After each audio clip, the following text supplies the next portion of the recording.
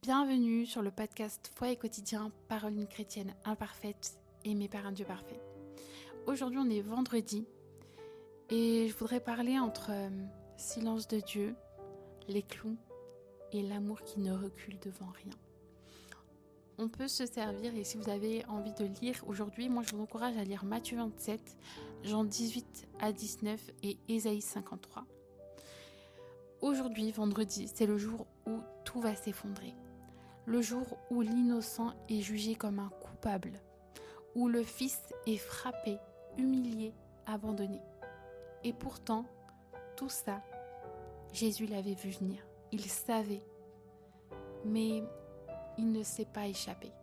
Il aurait pu fuir, il aurait pu appeler les anges, il aurait pu dire stop, mais il est allé jusqu'au bout, jusqu'au clou, jusqu'à la croix, jusqu'au silence de Dieu. Est-ce que tu te rends compte ? Jésus, qui a toujours marché dans l'intimité avec le Père, crie au Seigneur, à Dieu le Père, mon Dieu, pourquoi m'as-tu abandonné ?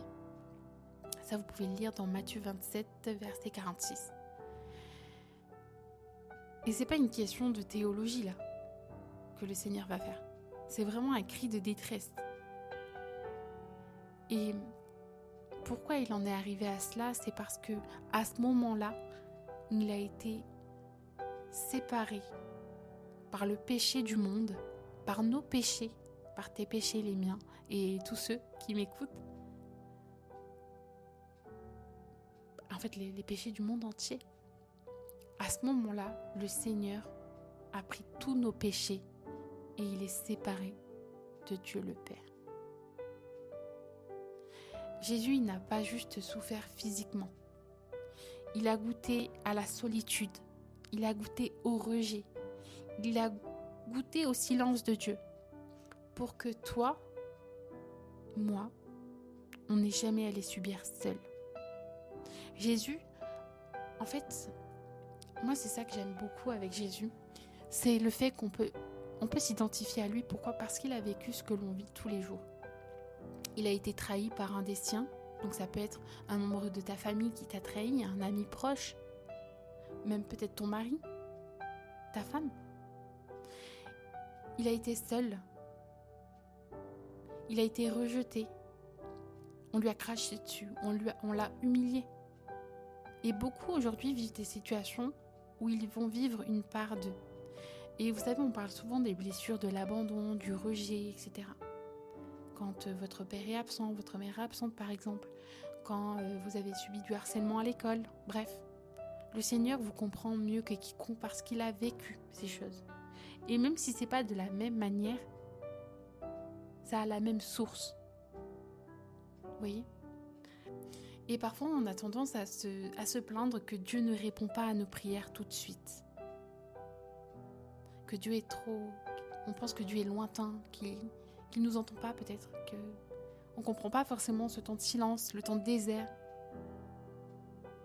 Mais à la croix, Jésus a accepté le silence du ciel pour que nos prières soient entendues à jamais. Jésus, il a été battu pour nos fautes. Il a été cloué pour nos péchés. Il a été blessé pour nos blessures. Et pas parce qu'on le mérite, mais parce que l'amour choisit de rester, même quand l'autre ne répond pas.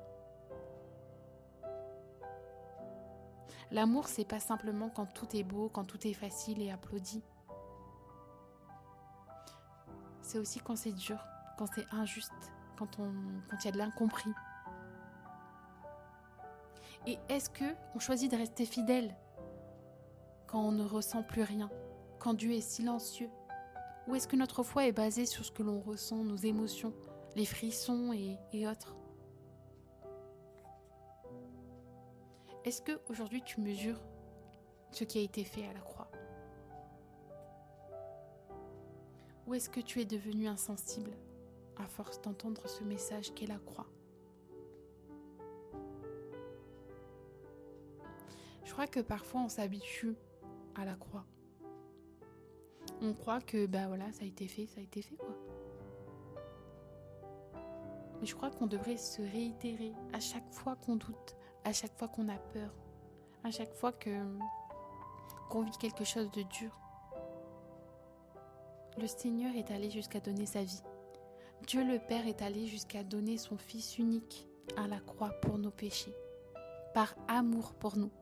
Donc si tu te sens seul, regarde à la croix. Si tu te sens abandonné, méprisé, regarde à la croix. Il y en a un qui t'aime.